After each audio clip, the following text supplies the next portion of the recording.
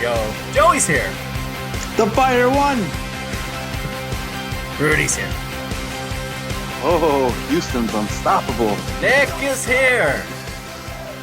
Minnesota is actually bad. Actually bad. Ellen's in Colorado. Ava is working or at the chiropractor. And Sarah, parts unknown. All right.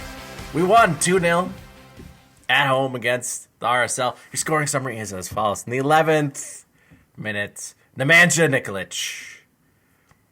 Then, in the 15th minute, Arturo Alvarez scored, assisted by Johan Kappelhoff. Your disciplinary summary, Chris Wingert, a yellow in the 79th for unsporting behavior. All right, your thoughts on this home opening victory? Joseph, start with you. I mean, I love it, but not getting my hopes up. It's okay. Let me start with the really refreshing things to just like start with the positive spin, right? All right. Last season, what was so infuriating about this team is their complete inability when they're given chances to actually finish them, put them away. On Saturday, we saw not once, but twice, and there were opportunities for more, but two really good opportunities where dudes wound up with balls on their feet in dangerous positions, and they said, what the fuck, I'm going to shoot it, and they scored. We probably didn't have any business. We didn't really earn either of the goals, in my opinion. I thought the first one, you get extremely lucky there. Huge hats off to Kevin Stott. Huge hats off to Nikolic for just staying alert through that whole thing. And then, with the Arturo goal, I mean, in my opinion, that should have been saved. It's a little bit of a gift, but you can't take it from him for putting himself in the position, cutting in and taking the shot. So hey, I think that's definitely the silver lining. You know what? You take a deflection against Nick Rimando for a goal. Oh, yeah. I got zero issues with that. The things that worry me a little bit is just the mounting defensive errors. Really get like the defense just getting put on a lot of pressure, and really the Salt Lake not being able to put any of those away.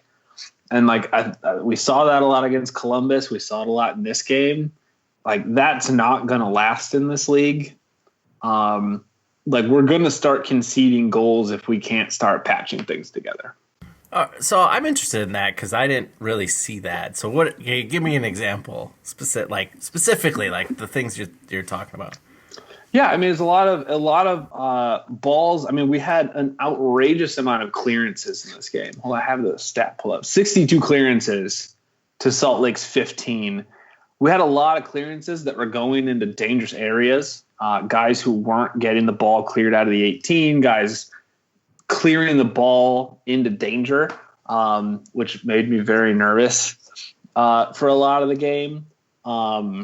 And it's just it's those kind of errors that are, you make those errors consistently throughout a season, and they're going to cough up goals in pretty short order.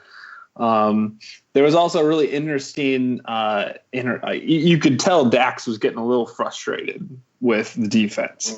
And in like the 60th, I don't remember what exactly in the 60th, he and Zhao were getting into it on the field. And I'm kind of convinced that Dax McCarthy is going to pick up his first red card for punching a Fire player, which I'm okay with. I think that would be kind of awesome. Just like someone doesn't do their job, Dax has had it, just socks him, he's gone, but he makes his point. Dax looked like a really frustrated guy. I thought he was really strong for a lot of the game. I think his frustrations got to him a little bit in the second half.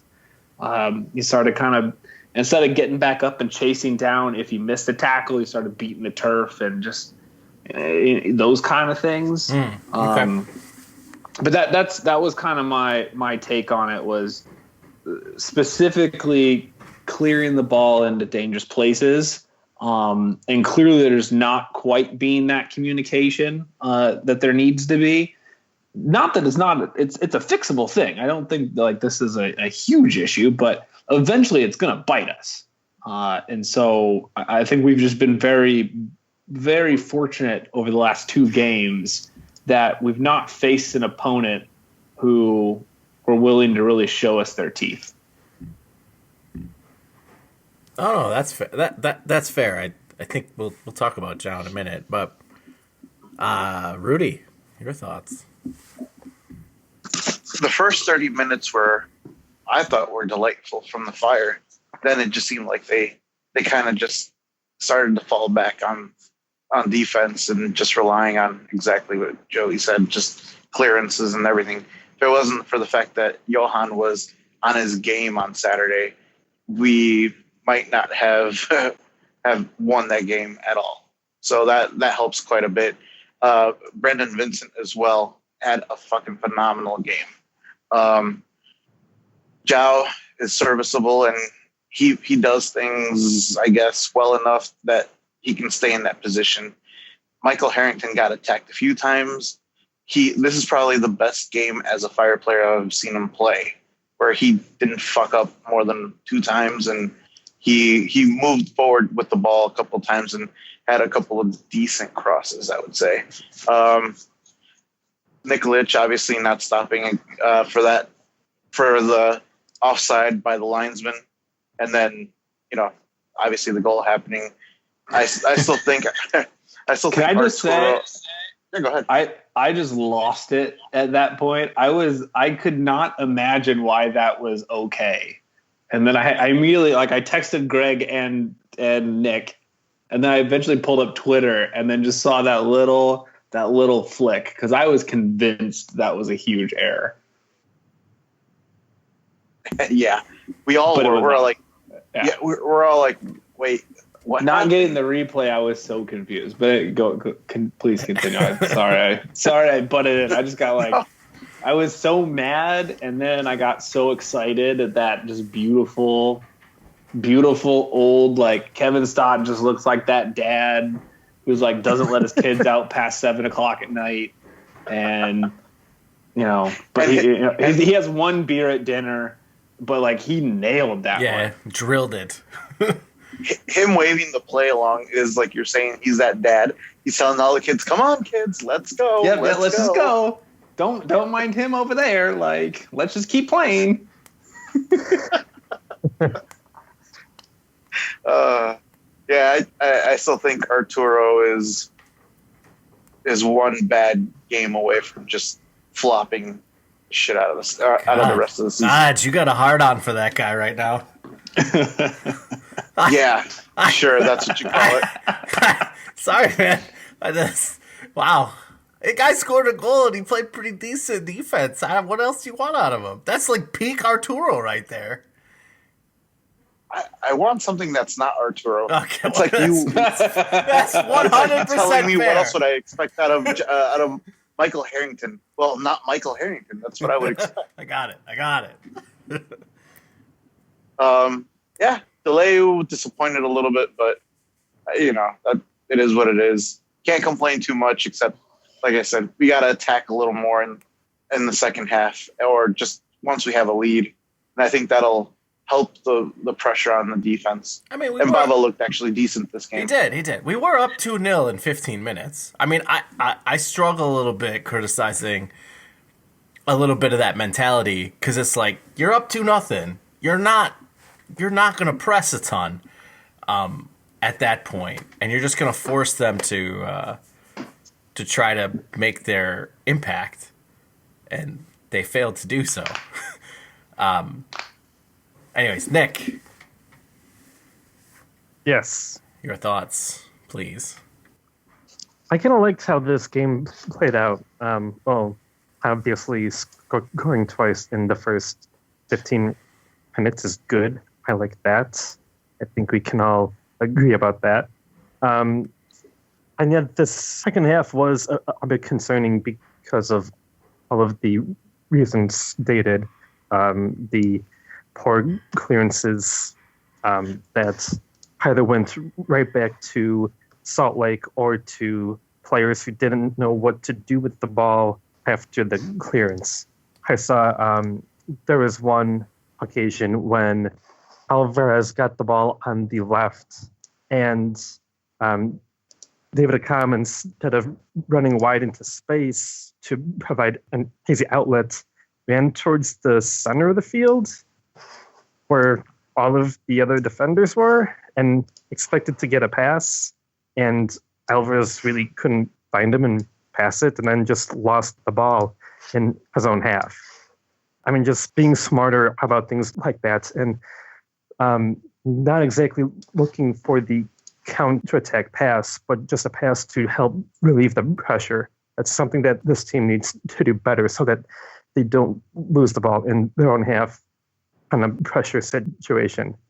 And the other thing is that, I mean, we need to get Michael DeLayu involved more. I'm looking at Zappa stats, and there's not much there on the attacking end.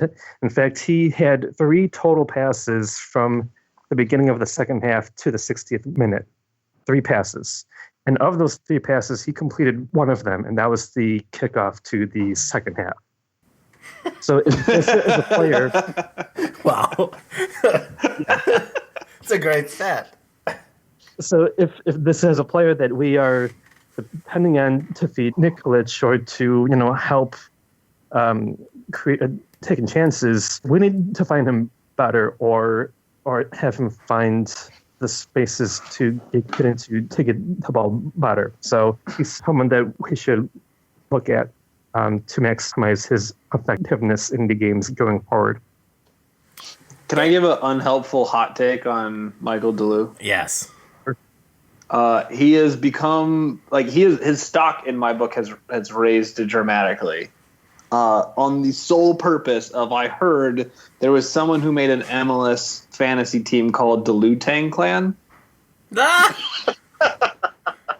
And I actually give him credit for it and now think of him as a better player because of it. That is the hottest of hot takes.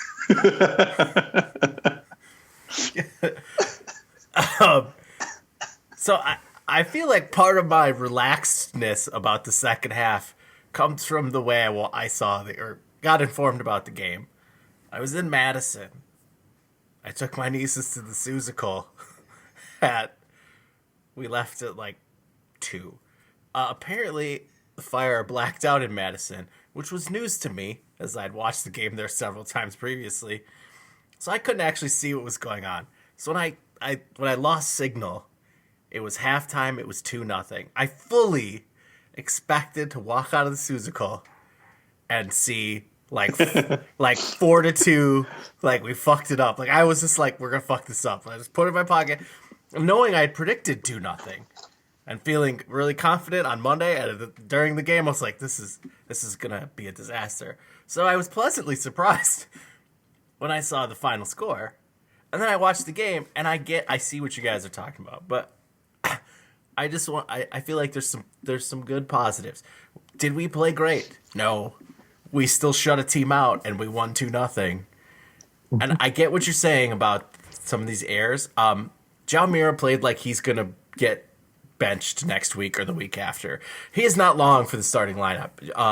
Bava was screeching at him several times in the second half as of what the fuck are you doing? And I feel like one of the reasons that João is in there is to help Bava's transition to playing with a mostly English-speaking back line. As this guy's his communicating link. And if he's already yelling at this guy, then it's fine. And you don't need him in there anymore, and you probably can switch to Campbell for the same reasons that Campbell won the starting job last year. I'm not worried about Jonathan Campbell playing more minutes than João Mira this year. I'm completely unconcerned. João's going to get whatever he's going to get right now, and he's going to go back to being the defensive bench guy who can play some D-mid and play a little center back and be flexible for you. So you're telling me that João's going to get yellered soon? He's just going to... Well, but he's a good piece to have in the 18. You need to have depth. And this is the other thing. When I see criticisms about Campbell not playing, it's this is fine. There's not a problem. You need to have 3 center backs that can start. And the fact that we know João can start, we know João can play decently when he's not fucking run around with his head cut off. He's a decent defensive player who passes better than Campbell. We know we have that. We got 3 center backs. It's good. It's all good there. And that's one of the reasons why I feel so comfortable about this team, that they'll figure it out defensively. And Johan Kappelhoff is basic, is dope. I think he's like one of the 5 best center backs in the league, and did not get that conversation last year because he had to go out and play right back because somebody couldn't handle moving from Brazil. So I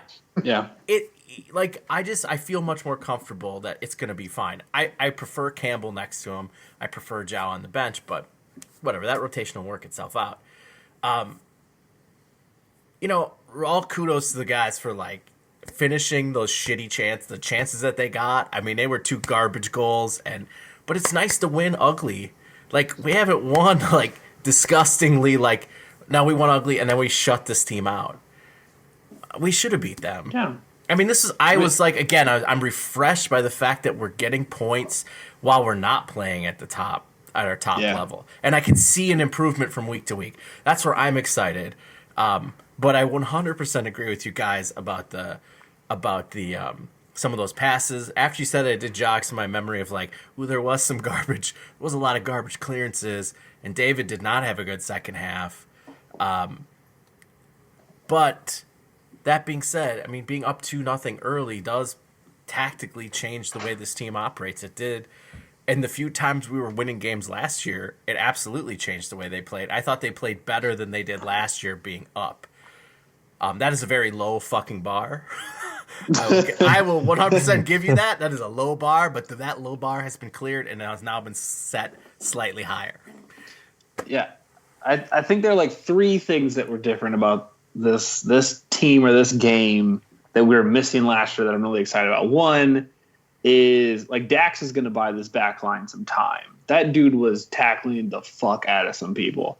I know it got him. I think he made the team of the week, particularly in the first half. I mean, it was so much fun to watch him just disrupting play. And I love Kyle Beckerman, but just pissing Kyle Beckerman off. Oh, that's the best. So like, that was really big. Yeah, that was really big for me. Scoring garbage goals. Like, how many garbage goals did we actually convert last year? I feel like we earned every goal we scored. We just didn't score nearly enough. And like, I think you're right, Greg. And like, yeah, to be able to actually put those chances away is huge. And then the last bit is like, you guys, well, part of this is because Michael Harrington started, but like, we started 2 fucking rookies in this game, one of which is barely legal and is not legal in some states. And like, that was something we were so not cool with last season. And we started our 21-year-old Brant. Finished. He didn't start. That's what I meant. Sorry. Yeah. We subbed in our 21-year-old draft pick and our 18-year-old homegrown player when we're protecting the lead. Like, that's, I don't know. I was so excited about that because that just, and maybe this is way too early to read into that, but just like a fundamentally different shift in game management from Velko, to just say, you dudes, you know what? We got time left on the clock. Like, run this shit out. Yeah, and trusting the guys he's got on the bench that aren't the guys he's normally rolling out. It's huge. Because like we're up 2-0, and he could have put Campbell in. He could have loaded up that back. He could have put Patrick Doody in, who's not a super experienced MLS vet, but like, he got a little bit of time last year. He was a known commodity. But no, like, he went with a forward and 2 midfielders. Yep. I mean, he does rely on Solignac to come in and sort of like, for that fresh legs of like chase and effort. I mean, that's really what he's there for, and he did a decent job at it again.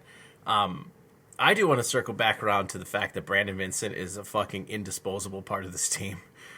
Because that dude, I mean, Rudy, you ain't lying. That dude was fucking amazing. He was so good. He was so good again. And it's It's just like we have two guys in the back line that are great, and they kind of cover up for the other two idiots. And it's like and Zhao's serviceable. Like I just sometimes his decision making process is baffling to say the least. But he works really hard, so I kind of have a little love-hate relationship with him. But Michael Harrington is our right back for the foreseeable future. So,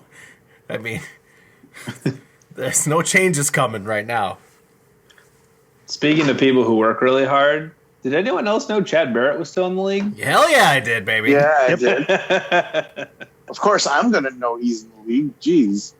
If I don't know, then what kind of Chad Barrett fan am I? Chad Barrett is on a quest to play for every MLS team, and when they announced him, I got that little tingling. Got that little bit of tingling. I was like, it doesn't matter how many minutes he plays. Like once he gets 75% of through his shift, I'm like, oh, this motherfucker's about to start cramping. I just, what? I'm always happy to see him. Like that guy works his ass off and is literally in the league because he's a hard worker. Like, can he finish? No. Can he last long? No. Is he good? Is he good for a spot start occasionally yet? Yeah, but is there a chance he's gonna cramp? High. It's high. Yeah. Like he's kind of like Quincy, but with way less personality. Yes, they're very similar. They're very similar players. They're very and is not nearly as attractive. Very true. Very true. Unless you're into Wayne Rooney, then that's your own. Oh man. Free hair plugs too, by the way. So this was I get a positive day of winning while not at your best.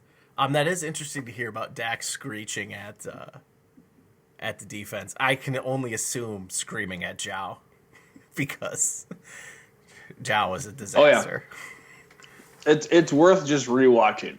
At some point in the 60th, they just really get into it, and it was noticeable. I saw a lot of yelling at Zhao from Bava. I didn't catch the Dax piece, but Bava was just fucking into him. Like he was just like, "What the fuck are you doing?" And I was just like, "Okay, well, don't piss off your keeper. He's the only reason you're starting, bro. At least I think so." But all right. Any other thoughts on this game? I'm good, I think. All right. Let's quickly move on. Rudy, why don't you tell us about the saga of one Ryan Taylor?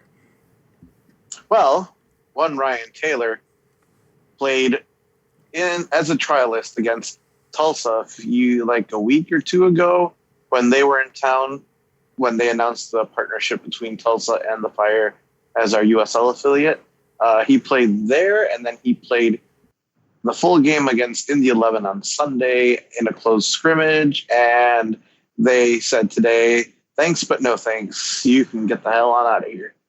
No contract offer. So, as you said earlier, sadly, Michael Harrington is our starting right back for the foreseeable future.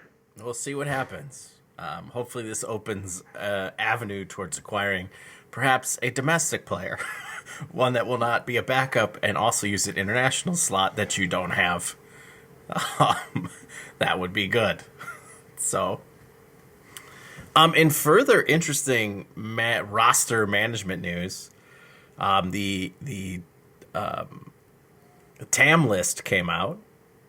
And the roster list came out for every team. Notably, Juninho, not a designated player. And also notably... Tam. Nope, and he's not on the TAM list. Oh. So he was not bought down by TAM. Which means the Fire must have used GAM to buy him down, meaning they have freed up a designated player spot. One would assume to be used. Otherwise, that move makes 0 sense. Just pointing it out.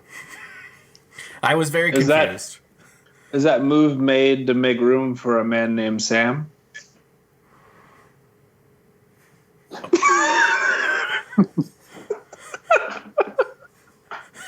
All right. I mean, it could be.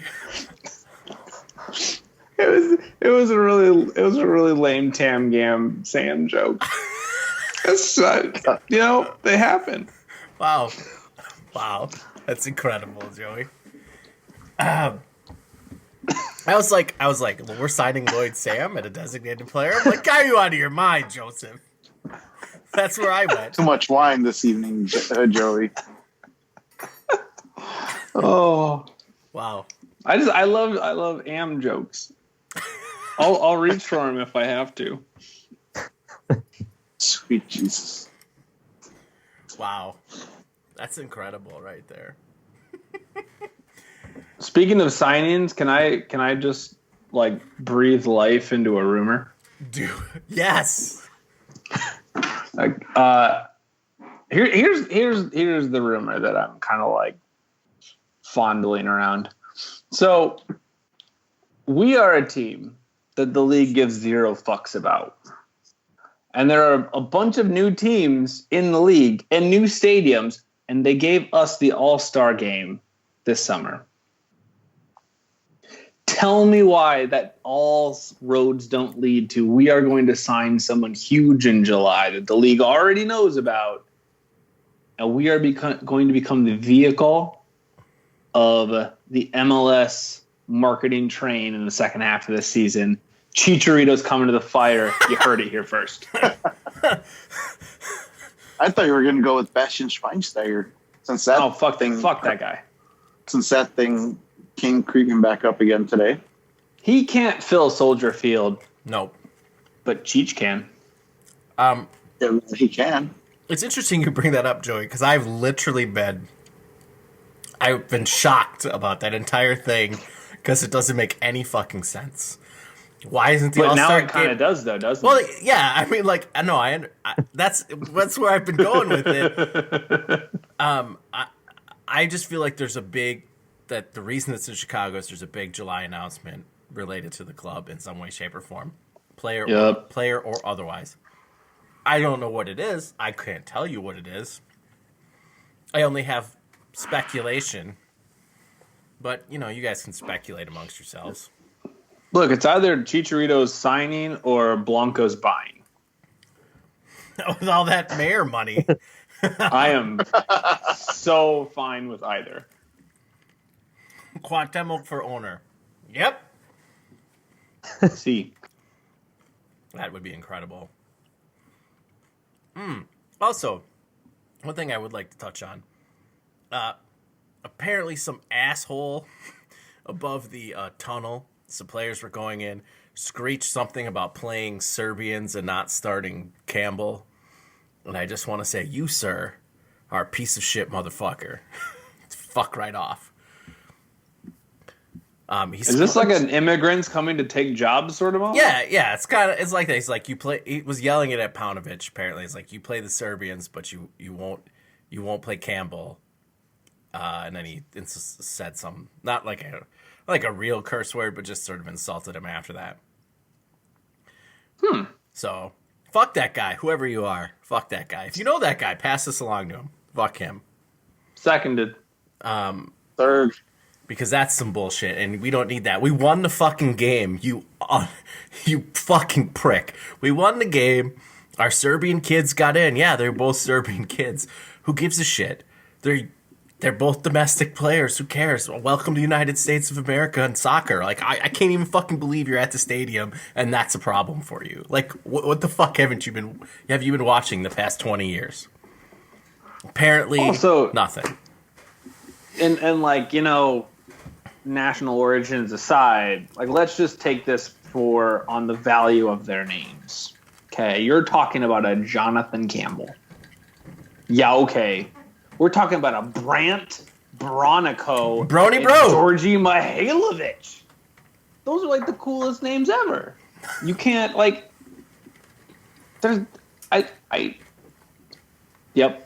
No, those are the best. I have so much fun saying those, and they're good names. Just on name merit alone, fuck that guy. Yeah, they're good names. All right, let's quickly around the league this week. How caught up are you guys? Can we not talk about my Minnesota? Oh, I'm sorry, dude. We don't have a choice. Can we not though? Dude, we don't have a choice because we play Atlanta next week. I'm sorry. This is gonna come up, Joey. I know this is gonna hurt. I'm sorry. I apologize. Okay. Red Bull choked the life out of Colorado 1-0. Red Bull again getting by on an OG. This game looked to be very boring. Did anybody watch this whole affair? Nope. All right. Toronto fucking up on the road and letting Philly get a late goal for a draw early in the season that they will be pissed off about come later in the season. I still think the major fuck up of the week goes to Montreal. Yeah, we'll get there, brother. Oh, come on. We'll get there. Slow. That's I thought next. that was a perfect segue to it. It is. Well, it is because it is next. Montreal 2, Seattle 2, as they concede in the 94th minute to Will Bruin. Disgusting. You had one job, Montreal. I mean, it's better for us that Montreal draws. Like, I'm fine with, like, it's fine, but this Seattle team, anytime anybody makes them look better than they are, it just makes me mad. I mean, on that final cross, Bernadello, what in God's name are you doing on that? Just trying to defend Roldan. It was the sorriest excuse for defending a cross that I've seen, and I've had to watch Dave Hedicom and Harry Ship defend crosses. so bad. Notably, Seattle's comeback started after Harry was subbed off. So they literally started a defensive left side of Jovan Jones and Harry Ship. And I immediately sent Nick a message that this is going to be a problem for them. That's zero defense. Rudy, Houston, they're doing the things. They're doing the things, and Columbus are crumbling. Houston it's the 3. Best of all worlds. C-Bus 1. Kubo back on the board. Romel Kyoto back on the board. This Houston team is fun. We all needed a little more of the robot in our lives. We did. Yes, we did. Definitely. Columbus. It's also fun. Go ahead, Nick. What's also fun is seeing Higuain and Finley just yell at each other for a bad pass. It's almost there were like multiple bad passes in that game. It's almost like the problem wasn't Kai Kamara last year. It might have been Higuain. Yep. Columbus dominated literally every statistical category in this game.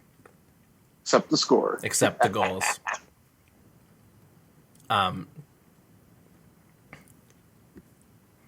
Yeah. So they're going to be pissed off about this, but Houston's good. Everybody. I got news for you. Mm-hmm. All right. Sporting KC 0. Dallas 0. What can only be described as a great result for Dallas on the road. I fell asleep during that game. Dallas has the old Champions League this week, and they want to win this shit. And they rolled out Aaron Guillen got a start. Let's see here. Ja'Cory Hayes got a start. Paxton Pomykal got a start. Tesho got a start, and he never starts. Roland Lama got into the game. I mean, they played some kids, and they got the draw on the road before they go play Pachuca. Pachuca. And they got their next game postponed to September, I think, or October, to let them rest for Champions. That's some bullshit, MLS. I don't like that. But it's kind of fair. It's kind of fair because the League MX referee strike. I see what you're doing there. In a slight surprise, San Jose 3, Vancouver 2, as Vancouver eats a red, and then San Jose scores some more goals. Hey, everybody, there's a homegrown you're going to want to start watching play. His name is Nick Lima. He's kind of great. He plays right back. He's good. He's really good. Him and Tommy Thompson are holding down the right side of the San Jose situation. Of the Thug Life FC. They've been a little less thuggy. So to start, but it is a Dom Kinnear squad. By the way, San Jose took 21 shots to Vancouver's 4. They held 77.8% of the overall possession. They dominated every single category and yet somehow only won by a single goal. That bears watching, but good win for them at home. City 4, DCU 0 in a scoreline that should not shock anybody. And can I say this? There's been a couple of articles written by people that say that Sean Johnson's body language looks different with NYC and this, that. I'm like, Jesus Christ, he's only gotten tested once and he let a goal in that one time he got really tested. I mean... Rudy, his body language is different. The Sean Johnsonologists are out in force. And I saw one of those that said his poison demeanor have impressed David Villa. What? 2 fucking games. Lay off. Seriously. God, this is going to be a fun little subplot for us all season. Just wait till the knives come out in about 2 weeks. It's going to be good. I wish Josh Saunders were on this team so I could be like, wait until Josh Saunders wins his spot back. No, it's gonna be it's gonna be the kid they got on the bench. Mark my words. Oh. Johansson. Yep, this Johansson's gonna end up starting most of the season. I still think that's gonna happen. Okay, Joe. Are you segueing to the next game now? Joey, earmuffs. Oh. All right. Wait. How do I mute my headphones here? I don't just take them off. Just take them off for about 5 seconds. Minnesota United 1, Atlanta United 6. Jesus. In the snow, and what I can only describe as a game that should have been 2-3 or 3-3 at halftime, but Minnesota does not know how to find the back of the net. And then it just all snowballed from there. Oh, I see what you did there. Sorry, that was terrible. My bad, everybody. By the way, Greg, can you name me the 2 goalies for Atlanta United? For Atlanta United? Yeah. It's Alec Can. Yeah. And then they've got a Greek dude named like Alexander Sikalidis or something. Like that. No. That's the third goalie. Who's the second goalie? So I got two goalies. What the fuck you want? I got their third string keeper. Kyle Ranish. It's Ranish, yeah. I knew that. What the fuck, man? Settle down. No, that is all fire goalies right there. We didn't have all the watch the glory. We didn't have Sikalidis, did we? The Greek kid? No, Ranish and fucking Khan. Can. Shep Messing. Can. I ain't shepping no one. Sorry to hear that. Oh, it's I thought you meant something else. It leans to the left.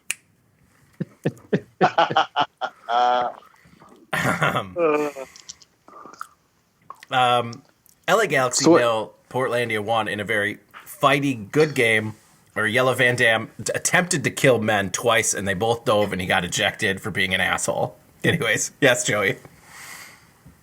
Well, I was just going to say the Atlanta can just get rid of the Greek guy and they can bring back Paolo Tronaghi. There you go. Paulo got in at Vancouver because their goalkeeper got red carded. Sent off. Osed got sent. Yep. 06 saw red. And the poor Minnesota United keeper got destroyed after he conceded the 5th goal, and he was trying to stop the 6th, and he got killed, and Bobby Shuttleworth came in and immediately conceded the 6th. So he conceded it so fast, I did not see the goal happen because I just looked down at my phone, and I looked up, and I was like, wait, it's 6-1. What the fuck just happened? So there's your league. How do you feel about the Yellow Van Dam double yellows? He should have gotten a straight red at some point. Well, obviously, I thought he should have gotten it for that second foul. But, hey, a second yellow helps as well. So They were both dives, but, I mean, he was coming in full speed. If the guy doesn't dive, he dies. yeah, that was my opinion. Yeah. It was full intent in that one, and in both of those. And he was busy being a prick dissenting the entire time. It's like, if you just shut the fuck up, you would have stayed on the field. If he would not have dissented after the first one, he would not have seen a yellow on the second one. Guarantee you, because classic Toledo would have just let him go. But because he was an asshole, you raised Baldomero's blood pressure, and you know how much he likes that red card. And he's, boom, second yellow, boom, red. I knew once I saw the tackle, I'm like, he's gone. This is going to be great. And he got all screechy, too. That's the best. Mm-hmm. Has anybody seen his Twitter antics as well? Oh, I saw that. That was pretty great. Yeah, well, first, Mr. Van Dam was retweeting pictures of people sending him of people diving. So that was awesome. And then the LA account today did the one that they did for Luis Suarez, except they put in Diego Chara in it. So that was hysterical. I don't understand that one. What's the story behind that one? Well, people started putting like some type of techno popular song to it. I'll tweet it to you right now. Well, I've seen it. I just don't understand like what the joke is. The way he dove, it fits into that music video type deal. Okay. So yeah, they just paired it up. That's all. Okay. Yeah. Okay. Got it. Yeah. Exactly. Did anybody see the Dirty Fish say Ben Olsen's a bad coach today? Yes. That's a great tweet. He went in studs up on the internet. I love that fucking guy. The filth never ends. He's incredible. He's the Arsene Wenger of them all. God. Oh, God. Yeah, he called him that. Oh, so good. All right. Joey, you got to leave in 2 minutes? Yep. Let's do this. Let's get to it. The Fire play Atlanta United this weekend in Atlanta. Joseph, why don't we just get your thoughts and prediction out of the way immediately, because I know you need to run. Run on it. Yeah, against Hotlanta. I don't think this is going to end well for us. These guys have got a lot of confidence coming into this game. They're going to be back in front of their home crowd. Not feeling good about this one. Now, before I jump the gun on predictions, which I always do, am I supposed to give a prediction right now? Well, you got to go, so yeah. Boom. Okay, so it hurts, but 2-0 Atlanta. Oh, jeez. Get the fuck out of here. That's bullshit. No. Look, man. Look. We're skating on thin ice defensively. This is a team that is full of confidence. Maybe in the long run, that's not going to hold up, but I think we're hitting this team at the wrong time. I think we're hitting them at the right time because they're going to be overconfident because the press is going to just be squeezing their dicks into their mouth all week long, and it's going to be great. We're going to walk in there and we're going to stomp on their testicles, and it's going to be awesome. Okay, the last time I saw the Fire stomp on anything other than their own testicles was years and years ago. Hey, why do you think we signed Juninho? That's true. That wasn't really a stomp, though, right? That was just a sliding effort. No. That was a standing karate kick to the genitals. Oh, that's right. Okay, so a horizontal stomp. Mm-hmm. I'd be fine with that. Yeah. I'm sorry. I got a little worked up there. I think we can tell where this is going to go pretty soon. Joey, are you good? Did you got to bail? I got to bail, and I stand by my prediction. Of course you do. Of course, you're not going to just. Of course I do. Not going to change because of my filth in your general direction. That's fine. Oh God, no. I still love you. God, no. I love you all too. All right, Joey. We'll talk to you next Bye, week. Joey. Bye, Joey. All right, night. All right, Rudy. You talk about this game a little bit. Well, I am worried about all the young South Americans they have, but I also think that since our team isn't as helpless as as dear old Minnesota is, I don't honestly see it being that bad. And I can see another draw coming out of this game. Yes, Kappelhoff will be an integral part of this whole thing to start with. And I would not be shocked if we saw Jonathan Campbell actually just take the start right off the bat. I wouldn't either. Okay. So there's the hoping. And hopefully the Earth swallows up Michael Harrington in the meantime. We don't have anybody else to play there. I don't care. Put in fucking Pano at this point. I don't give a shit. He was anybody but he didn't play right back. Come on. Okay. Put in a kid. Sure, that works. Who? I'm happy with that. Who? Anybody. Rudy, would you like to drop Arturo Alvarez to right back? Ooh, sexy times right there, Nick. How's I like that? where your head's at. That's a good thought. Perfect. Problem solved. Nick.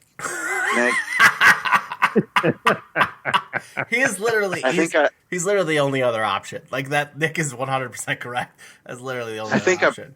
I think a couple of blood vessels just burst at that thought. So you like it? No, burst and not in a good way. So much gross on this show. I There's didn't no catch throbbing. up right away, but then I did. And Lord, Greg, you are. That's a card, I think. There's no throbbing, only bursting. Okay. Nick, what do you think about this? I was going to write a technical piece about this today, but I need to concentrate my time on actually trying to earn money to live. So that's going to have to wait for a good long time. But something that I did notice in these two games that Atlanta has played is that they do send their fullbacks pretty far up. And we already saw something like that against Columbus. So we weren't great handling that at first. Hopefully we'll get better.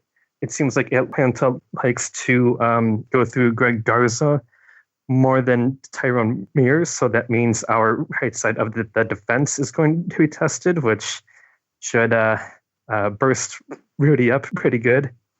And I just feel like that we're going to struggle through some stretches, but also be opportunistic at others. So it's going to be a difficult game, but I'm somewhat confident that we can get a result. I also think that their own stadium, or at least Bobby Dodd, might be to their own disadvantage at how narrow the field is. Mm-hmm.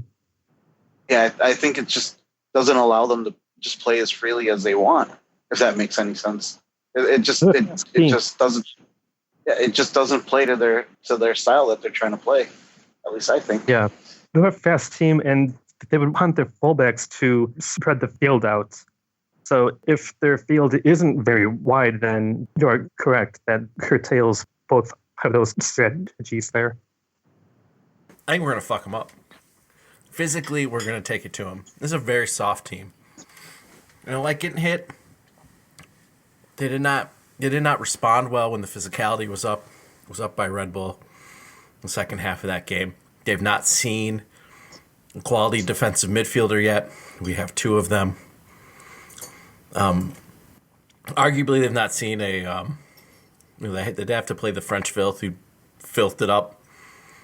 Cap's very good in a different kind of way. I think we're going to physically try to beat them up. And they're not going to be able to do much down the middle of the field, and they're going to be forced to try to play to the wings. And I'm sorry, but I'm not buying the Greg Garza hype train yet. I don't think he's good. It's just that they use him often. I agree. They use him a lot. I don't think he's particularly effective in that role. I thought his placement on the MLS Team of the Week was bullshit because he didn't do much in that game, from my perspective, other than make some simple plays. Because Minnesota never put them in a consistent stretch where they were forced to play defense. New York put them in a place where they were forced to play defense for 20 minutes and they couldn't fucking do it. Also, somebody, a certain old man, grabbed his groin and fell down and then soldiered on in the rest of this game. And somehow they didn't sub his important ass out of the game. They just left him in there. So I think Parkhurst could be vulnerable this week with a comms pace. They do not have a speedy back line. They are going to be beatable with a comm. They're going to be beatable. Nikolic is strong and can get through those guys. I feel very confident we're going to win this game. I am almost assuredly overconfident because I hate this Atlanta team. But the 6-1 thing. It's fucking perfect for us.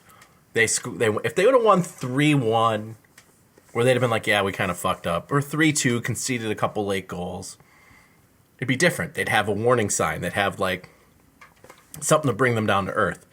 The hype train is now in full fucking motion. Literally, they're like, extra time radio is like, are they really this good? It's 2 fucking games. They got 4 points.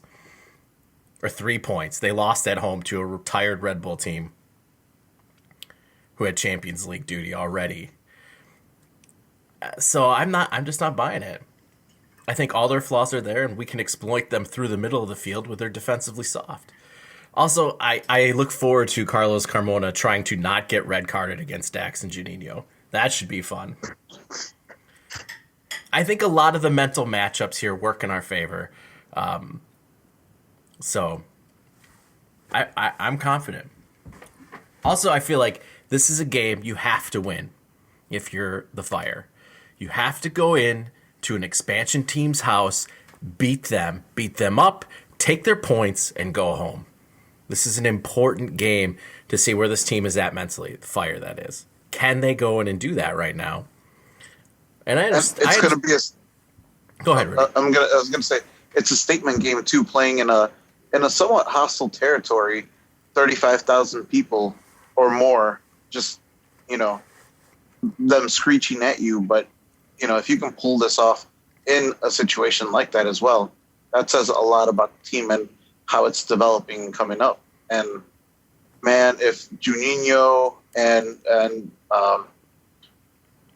Dax and all the team leaders can just make them focus on just playing the game and doing it right, oh man, this could show how along this team is really coming along.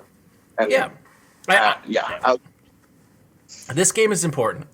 This game. The 3-game homestand that comes after this game, or not, it's not 3-game homestand, but there's 2 home games. Yeah, is it 3? Okay. So 3-game homestand after this. These are all 4 of these games are important games to try to take maximum points from. Now, if we get a draw, that's fine. A draw on the road is always a good result, but this is a winnable game against a team that has problems up the center of the pitch where we are strongest. Are they going to score from our right wing because we have a terrible right back? Almost assuredly, yes. That is going to happen. But I think it's only going to happen once. Because Juninho, what I noticed the last game is Juninho and Arturo are helping out a lot on that side earlier in the buildup of play to try to put the brakes on. So it's just not Harrington on an island out there. You can leave Brandon Vincent on an island because he's fucking awesome. You can't leave Michael Harrington. He needs all the help he can fucking get. So I like our chances. I really do. Also, it's just like if you challenge Atlanta, they don't have a plan B right now. They're still trying to make sure their plan A works. So if you tactically push them around, they are not going to have a response. A lot of the guys who scored goals last week are guys that don't typically score a lot of goals in a season. So, Joseph Martinez may turn into a double-digit scorer in MLS, but I have zero faith in Almiron that he's going to score double-digit goals. And he got, 2? I think he did. Yeah. I feel like that game is really going to be an aberration for them. The Minnesota game is. It's in the snow. Minnesota's not very good. Their spine completely falls apart. They really don't. Their holding midfielder was terrible in that game, and their wing defense was non-existent. Like, they really struggled to play together. And I just feel like this could be a very good matchup for us. And like I said earlier, I like the idea that they won and everybody's going to just be skeeting all over them for this week. So I find that to be very positive. Anyways, predictions. Gomez. I expect this to be a high-scoring game, unlike you. So I expect this to be a 3 to 5 game. Fire, pull it off. Did you say we're going to score 5 goals? Yes, because they are soft. All right, goal scores. Mikulich, Akan with 2, Delu with 1, and Solignac will actually not fuck it up. I mean, Jesus Christ, dude, that is wow. Leap of faith, my friend. Leap of faith. It really is. Nick? I would like to preface this by mentioning that I got last week's score right and both goal scorers in order. Thank you very much. Yeah, Nick right. hit a huge thing. I got the score right and only got one of the goal scores. Rudy, what did you predicted the game correctly last week too, didn't you? No, I predicted. Oh, you went with the draw. You went with the draw, didn't you? No, but against Salt Lake, I won 2-1. 2-1. Ah, no faith. Had 1-1. No faith, Gomez. Oh, hey, I got one of the goal scorers right at least. So yeah, good job to me. But this week I'm going with a 2-2 draw, and the scores will be David Akam and Dex McCarty on a set piece. Nice. 3-1 Fire. This is a brace from Nikolic and a Juninho free kick because Alec Can is shit. So, all right, we got the old CONCACAF Champions League starting back up this week. Tuesday night, Tigres at home against Vancouver in what is going to be a slaughter. Vancouver is not ready for this. They're going to get beat. Wednesday, Dallas versus Pachuca. That's a 7 p.m. kickoff time. Tuesday is a 9 p.m. kickoff time. Is it 7 p.m. U.S. or 7 p.m. Mexico? Because it's central. They have central time zone. 7 p.m. central. Okay, because the Dallas game is in Dallas. Tigres is Tigres. But yes, they have not moved the time clocks back or around yet. So, and I'm just going by what MLSsoccer.com's telling me, Rudy. God, Greg, do your own research. I'm not going to research the fucking time zones. It'll eventually work itself out. You'll figure it out. Just turn on Univision, people. It's fine. I'm sorry, that game's on Galavision. Or watch it on Facebook Live with Ramsey's Sal, whatever his name is. It's awful English commentary. Don't do that. Don't do that. Watch it in Spanish. Watch it in Spanish like every good American does. Okay? Don't be a shitty American. Be a good American and watch that shit in Spanish. CCC. All right. Yeah. Quick note. Yeah. Mexico has their league suspended right now. Yes, they do. The referees went on strike. That they did. It's a little sad. But you know what is back? The Argentine Primera. So it's filling the time zone slot perfectly. About damn time. But no more football para todos. That is an issue. That's gone. So you have to watch the games. Currently, TYC Sports is your hookup. If you get Fubo, you can get it via Fubo. You're covered. But yeah. Also, to go back to Mexico, the reason why the referees went on strike was because they felt players were being overly violent towards them, threatening, etc., etc. Well, the two big reasons a couple of weekends ago when it happened, the Club America player Pablo Aguilar and the Toluca player Enrique Trivero. Well, they got suspended for a calendar year because of their little confrontations with the refs.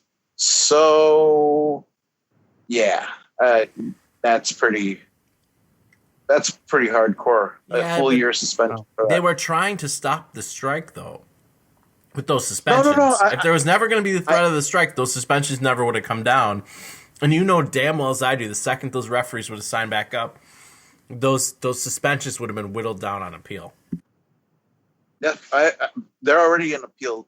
Before they even got the amount of suspension, it's already been appealed by Club America and Toluca. So, yeah, I mean, who knows? This could drag on a couple more weeks, which I hope not.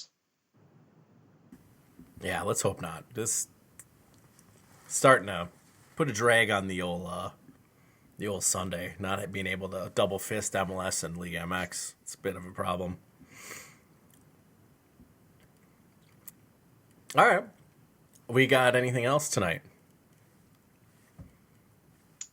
The Red Stars are back in preseason. That is right.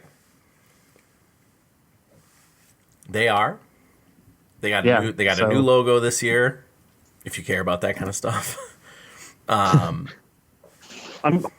pretty excited about this season, and I have a bit of a hot take that their draft pick Morgan Prophet is going to be pretty fantastic. I'm not sure if it's this year, but I think that she's going to be great. I have no idea why, no stats or observation to back that up. Just a straight hot take, straight gut feeling. We'll see how that turns out. Okay, noted. That's exciting. I'm glad to hear it. Let's see. The home opener is The home opener is April 22nd against FC Kansas City at Toyota Park. The season opener is April 15th against the Houston Dash. So there you go. The season runs from April to the end of September. The games are always fun. So you should go. They're generally like a 3 or 5. They're generally afternoon kickoffs. They only have two 7 p.m. kickoffs this year, both in August. So, they're very easy to get to in the middle of the afternoon. And hopefully they'll be good. They were good last year. So, This is a well put together team. I think they have a bus that runs from Hudson's. AJ's. So, yeah. Yes, they do. You can always watch Hudson's. the road games at AJ Hudson's as well if you don't know how to use YouTube. So there's that. All right. I don't think we have anything else, do we? Nope. Nope.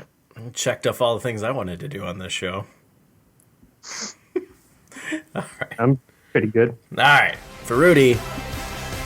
Adios. For Nicholas. Yep. Greg. We're done. We will talk to you next week. Bye.